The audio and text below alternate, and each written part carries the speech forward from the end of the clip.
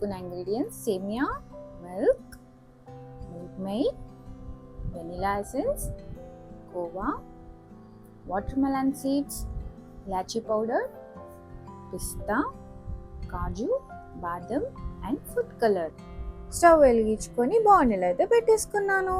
2 స్పూన్లు, 2 స్పూన్లు నెయ్యి వేసి బాగా కాచి ఆల్రెడీ తురుము పెట్టుకున్న బాదం, కాజు, పిస్తా, పుచ్చకాయ గింజలు అన్నీ వేసి బ్రౌన్గా వచ్చేదాకా వేపి అన్నీ ఒక బౌల్లోకి సర్వ్ చేసుకున్నాను. మళ్ళీ అదే ప్యాన్లోని సేమియాని అటు ఇటు బెండవకపోయేసరికి మధ్యలోకి ఇరిచి బాండిల్లోకి వేసి సర్దబెట్టి బాగా ఫ్రై చేశాను. చుంచి ఫ్రై చేశాను. బాగా బ్రౌన్ కలర్లోకి ఫ్రై అయ్యాక సేమియా మొత్తాన్ని తీసి ప్లేట్లో వేసుకొని చల్లారమ్మానని పక్కన పెట్టాను.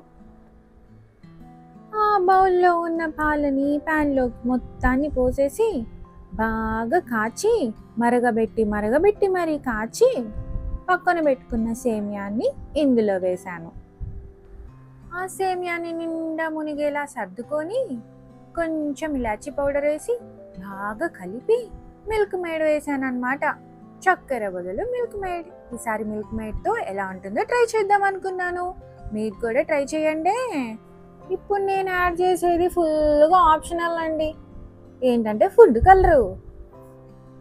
అది అసలు ఎంత తక్కువ వాడితే అంత మంచిది లేండి. దాని గురించి ఎంత తక్కువ మాట్లాడుకుంటే అంత మంచిది. కొంచెం vanilla essence, sweetless khoa, already fry చేసి పెట్టుకున్న డ్రై ఫ్రూట్స్ అన్నీ మిక్స్ చేసి కలిపి కొడితే ఇదిగో నేను అనుకున్న ఖీర్ అయితే రెడీ అయిపోయింది.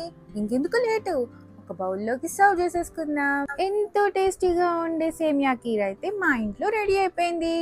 మరి ఇంకెందుకు లేటు, మీరు కూడా ట్రై చేసి టేస్ట్ చేసి ఎలా ఉందో టేస్ట్ చేయండి. Thanks for watching.